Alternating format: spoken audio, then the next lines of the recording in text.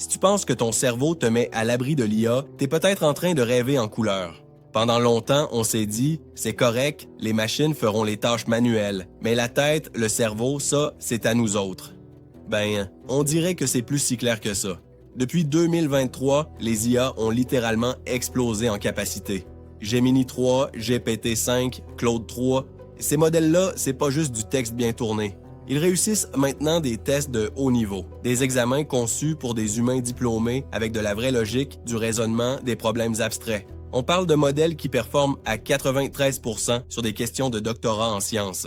D'autres qui battent la majorité des humains sur des puzzles que même les experts ont du mal à résoudre.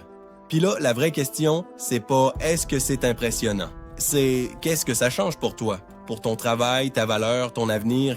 Parce qu'aujourd'hui, on va jaser de quelque chose de bien plus profond que de simples outils d'IA. On va parler de ce qui est en train de s'effondrer sous nos pieds, l'économie de la connaissance, ce que ça veut dire pour ton job, ta carrière, puis la société au complet. Spoiler alert, c'est pas juste ceux qui travaillent avec leurs mains qui sont menacés. Ceux qui vendent dans leur cerveau sont déjà dans le viseur.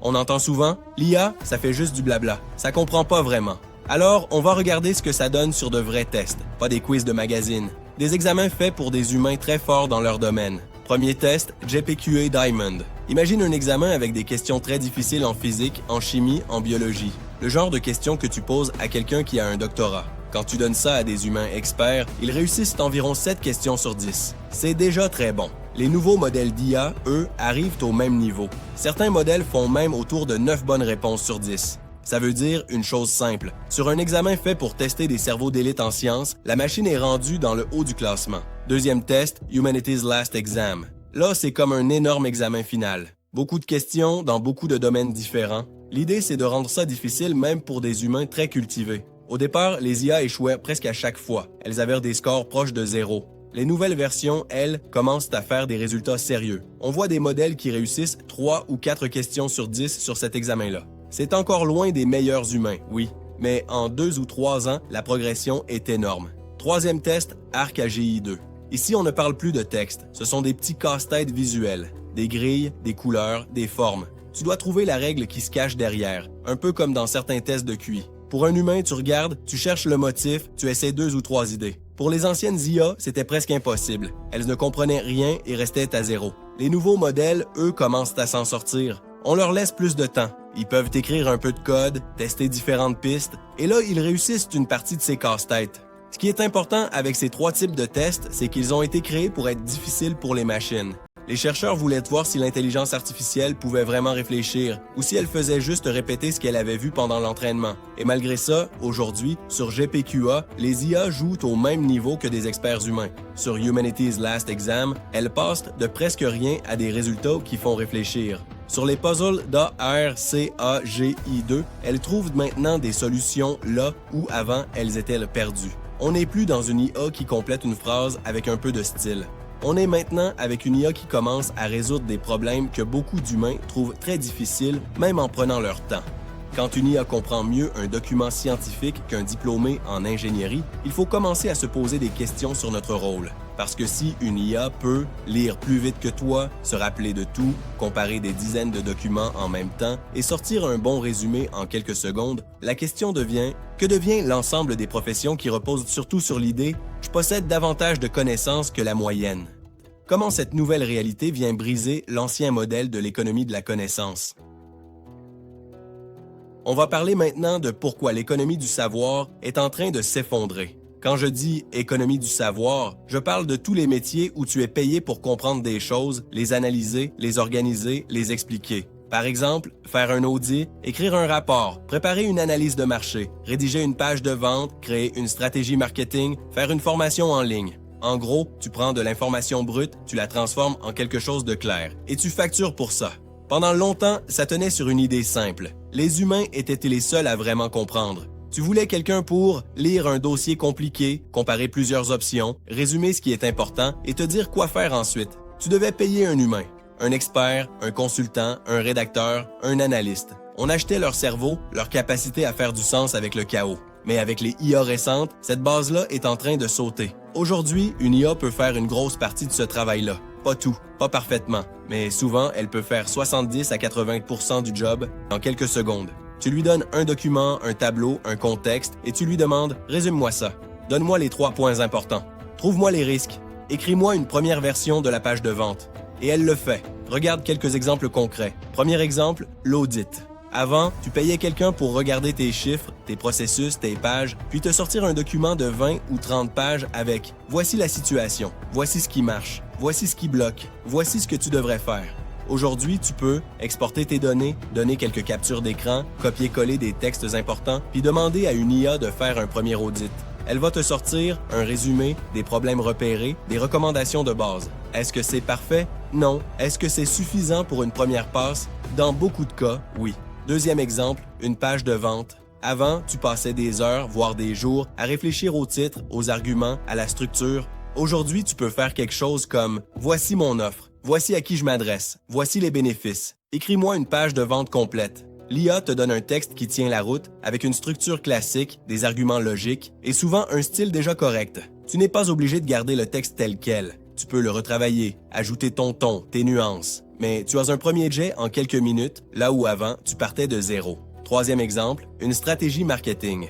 Tu peux lui dire « Je vends tel produit. Voici mon budget, voici mes canaux, voici mon public cible. Propose-moi un plan sur 3 mois. » Et elle te revient avec une liste de contenus, des idées de campagne, des séquences d'emails, un calendrier. Est-ce que c'est la stratégie parfaite qui va changer ta vie? Non, mais c'est un plan de départ, beaucoup mieux que rien, que tu peux ajuster avec ton expérience et ton jugement. Alors qu'est-ce que ça veut dire tout ça pour l'économie du savoir? Ça veut dire que la partie brute du travail, prendre de l'info, l'organiser, produire un document propre, est en train de devenir très peu cher. Avant, tu payais cher pour avoir quelqu'un qui savait lire le dossier, savait structurer ses idées, savait écrire sans faute. Maintenant, une grande partie de ça peut être faite par une IA, rapidement, pour presque rien. La valeur donc ne peut plus être dans « je suis capable de faire un audit basique ». Je peux te rédiger un beau texte, je peux te faire un plan standard. Parce que ça, la machine peut déjà le faire, ou presque. La valeur doit se déplacer vers autre chose. On en parlera dans les parties suivantes. Mais déjà, tu vois le problème. Si ton métier repose principalement sur lire, résumer, organiser, écrire des choses correctes, tu es en concurrence directe avec une IA qui fait ça plus vite, sans vacances. Et là, la phrase devient vraie. Ce n'est pas juste les jobs manuels qui sont sous pression. Les premiers à se faire tasser, c'est pas les ouvriers, c'est les gens de bureau. On a vu qui prend le mur en premier. Maintenant, on va regarder l'autre côté. Parce qu'en même temps que certains métiers se font gruger par l'IA, il y a aussi des gens qui surfent sur la vague. Ils ne se battent pas contre la machine. Ils apprennent à travailler avec elle. Et eux, leur valeur est en train de monter. On peut les mettre en plusieurs groupes. Première catégorie, les gens qui savent piloter une IA. Appelle-les comme tu veux, pilote d'IA, chef d'orchestre, peu importe. Ce sont des personnes qui savent quoi demander à l'IA, comment le demander, quelles infos lui donner et comment utiliser les réponses. Ils ne font pas tout eux-mêmes. Ils délèguent une grosse partie du travail à la machine, puis ils contrôlent, corrigent, améliorent. Par exemple, au lieu d'écrire un rapport de A à Z, ils demandent à l'IA un premier jet, puis ils nettoient, précisent, ajustent. Au lieu de faire toutes les slides à la main, ils font préparer la base par l'IA, puis ils revoient le tout pour que ça soit juste et clair. Ce ne sont pas des gens remplacés par l'IA. Ce sont des gens qui utilisent l'IA comme un bras de plus, ou même comme plusieurs cerveaux en renfort. Deuxième catégorie, ceux qui sont très bons pour parler à l'IA. On entend parfois « prompt engineer », designer de prompt. En simple, c'est une personne qui sait très bien parler à l'IA.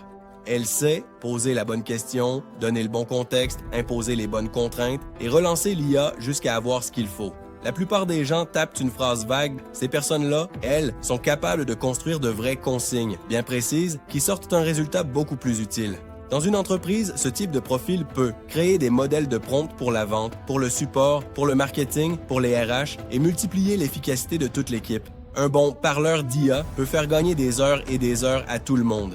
Troisième catégorie, les créateurs augmentés. Ce sont les gens qui créent déjà, mais qui acceptent de se brancher à l'IA pour aller plus vite. Par exemple, un créateur de contenu qui utilise l'IA pour faire des plans, des titres, des variantes de script, des résumés. Un designer qui s'en sert pour générer des idées, des croquis, des palettes, des concepts. Un entrepreneur qui fait préparer par l'IA ses textes de vente, ses emails, ses pages, puis qui ajoute sa couleur personnelle. Ces personnes-là ne laissent pas l'IA tout faire, mais elles l'utilisent comme un accélérateur. Résultat, là où quelqu'un produit une vidéo par semaine, eux peuvent en sortir 5. Là où quelqu'un écrit une infolettre par mois, eux peuvent en faire une par semaine. Il accepte de ne plus tout faire à la main. Quatrième catégorie, les bâtisseurs de systèmes avec IA dedans. Avant, c'était surtout les programmeurs et les intégrateurs qui étaient au centre. Maintenant, on voit apparaître d'autres rôles liés à l'IA. Par exemple, des gens qui savent connecter une IA avec les outils d'une entreprise, CRM, base de données, système de tickets, etc. Des gens qui savent imaginer, OK, à cet endroit, l'IA va répondre au client. Là, elle va trier les demandes. Là, elle va préparer un brouillon pour l'équipe. Autrement dit, ils ne font pas juste taper des demandes à une IA dans une fenêtre de texte. Ils la mettent dans les processus, dans les systèmes, pour qu'elle travaille en arrière-plan. Ce sont des profils hybrides. Ils maîtrisent les bases techniques et les réalités du métier, mais leur vraie force réside dans leur capacité à exploiter le plein potentiel de l'IA. Ce type de personne devient très précieux parce qu'il transforme une entreprise normale en entreprise vraiment augmentée. Le point commun à tous ces nouveaux rôles, ce n'est pas le nombre d'années d'études, ce n'est pas le beau CV. Le point commun, c'est autre chose. Ils savent s'associer avec une machine qui pense. Ils savent quoi lui donner, quoi lui laisser faire et où l'humain doit reprendre le relais. Ils ne se disent pas « je suis contre l'IA ». Ils se disent « je garde le volant et j'ajoute un moteur de plus sous le capot ». Au fond, l'idée clé, c'est ça. Ce n'est plus ton diplôme qui fait la différence. C'est ta capacité à travailler avec une machine qui réfléchit. Dans la prochaine partie, on va voir ce que ça veut dire pour toi concrètement. Comment te placer du côté de ceux qui s'augmentent avec l'IA, au lieu de faire partie de ceux qui se font dépasser. On a beaucoup parlé de ce que l'IA sait faire. Maintenant, on va parler de ce qu'elle ne sait pas faire. Parce que même si les modèles sont impressionnants, il reste des choses profondément humaines qu'une machine n'a pas. L'IA n'a pas de vécu.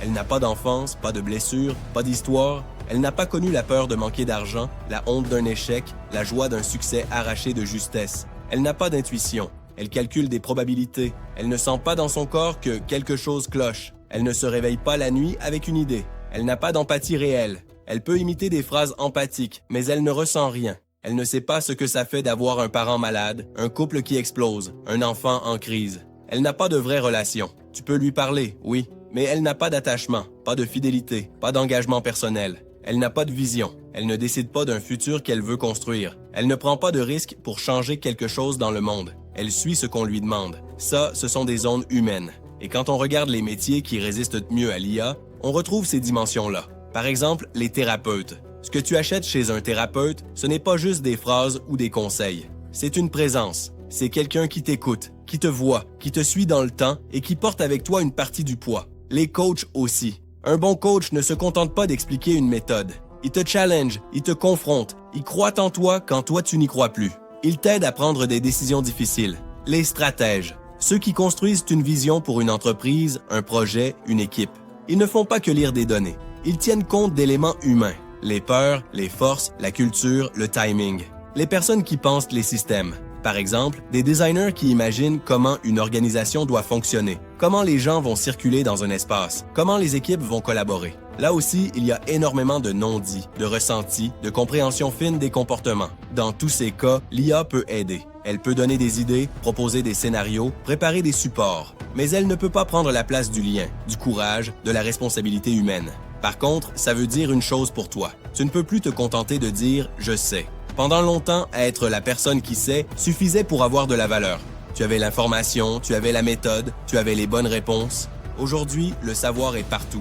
Une IA peut te donner en quelques secondes ce que tu aurais mis des heures à aller chercher. Donc ton rôle doit changer. Il doit passer de « je sais » à « je relis, je décide, j'incarne ». Je relis, je fais le lien entre les infos, les personnes, le contexte. Je comprends la situation réelle, pas juste les données. Je décide, je prends une position, je choisis une direction, j'accepte le risque. L'IA peut proposer, mais c'est moi qui signe. J'incarne, je porte ce que je dis. Je montre l'exemple. Je reste là quand c'est difficile. Je ne suis pas juste en train de parler de concepts, je vis ce que je défends. C'est ça, le mouvement à faire. L'IA fait monter le niveau sur la connaissance brute. Elle rend l'information abondante. Alors oui, la phrase est simple, mais elle résume tout. Le savoir est devenu abondant. Ce qui a de la valeur maintenant, c'est ce que tu fais avec ce savoir. On a vu ce que l'IA sait faire, ce qu'elle ne sait pas faire et quels métiers sont les plus exposés. Maintenant, on va ramener ça à toi. Concrètement, qu'est-ce que ça change dans ta façon de travailler? La première question à te poser, c'est simple. Quelle part de mon travail pourrait être faite par une IA? Tu peux prendre une feuille et découper ta job en tâches. Par exemple, Lire des documents, répondre à des courriels, faire des résumés, préparer des présentations, écrire des textes, chercher des infos, remplir des tableaux, préparer des rapports, puis tu te demandes honnêtement laquelle de ces tâches pourrait être faite à 50%, 70%, 90% par une IA? Si tu réalises que la majorité de ce que tu fais chaque jour peut être automatisé ou semi-automatisé, ce n'est pas pour paniquer, c'est un signal. Deuxième question, quelle valeur je crée vraiment? Est-ce que tu crées de la clarté, de la décision, de la confiance, du changement réel chez les gens? Ou est-ce que tu produis surtout des documents, des slides, des rapports, des livrables que personne ne lit vraiment jusqu'au bout? Parce que l'IA est en train de s'emparer de tout ce qui est produire du livrable correct. La partie qui reste pour toi, c'est la valeur réelle, aider quelqu'un à avancer, aider une équipe à trancher, aider une entreprise à faire un meilleur choix. Troisième question, est-ce que je suis en train d'apprendre à piloter ou juste à exécuter? Est-ce que tu apprends à t'en servir pour aller plus vite, déléguer une partie du travail, construire des systèmes où l'IA fait la base et toi, tu fais le haut niveau? Ou est-ce que tu continues à tout faire à la main, comme avant, en espérant que ça va passer? Parce que le vrai mouvement, il est là. Tu dois apprendre à collaborer avec l'IA, pas juste à l'essayer de temps en temps. Concrètement, ça veut dire l'intégrer dans ton quotidien, lui donner les tâches répétitives, lui faire faire les premiers jets et garder ton énergie pour ce qui demande du jugement, de la relation, de la créativité. Ça veut dire aussi te concentrer sur les résultats et pas seulement sur les livrables. Un rapport de 30 pages qui ne change rien, ça ne vaut plus grand-chose. Ce qui compte, c'est est-ce que quelqu'un a pris une décision grâce à ça? Est-ce que quelque chose a vraiment bougé? Enfin, il y a un point important, la mise à jour de tes compétences. Avant, tu pouvais apprendre un métier, puis le pratiquer presque de la même façon pendant 10 ou 15 ans. Ce temps-là était fini. Avec l'IA, tu dois accepter l'idée suivante. Tous les 6 mois, tu dois mettre à jour ta façon de travailler, tester de nouveaux outils, revoir tes méthodes, changer ta manière de préparer un projet, repenser ce que tu fais toi-même et ce que tu peux déléguer à la machine. Ce n'est pas confortable, mais c'est comme ça que tu restes vivant professionnellement. Alors, si on résume cette partie, tu te poses 3 questions. Quelle part de mon travail l'IA pourrait faire? Quelle valeur je crée vraiment au-delà du livrable? Est-ce que j'apprends à piloter ou juste à exécuter? Et à partir de là, tu fais un choix. Continuer comme avant ou commencer à te voir comme quelqu'un qui travaille avec l'IA au lieu de la subir. Ce qu'on vient de voir, c'est pas juste une nouvelle techno qui fait jaser. C'est un changement d'époque. L'IA dépasse déjà les humains sur la connaissance brute, sur la vitesse de lecture, sur la capacité à analyser. L'économie de la connaissance, celle qui croyait que penser nous protégeait, est en train de craquer de toutes parts. Les métiers qui se contentent de produire de l'information se font gruger en premier. Et ça va continuer. Mais en même temps, une nouvelle élite apparaît. Pas ceux qui savent tout, pas ceux qui ont le plus beau diplôme. Ceux qui savent orchestrer, donner les bonnes tâches à l'IA, garder le contrôle du résultat et mettre leur énergie là où l'humain fait une vraie différence. Avant, c'était suffisant de savoir. Aujourd'hui, ce n'est plus assez. Faut savoir penser avec l'IA, au-dessus de l'IA. Puis surtout, faut savoir où aller, pendant que les autres répètent ce que la machine leur dit.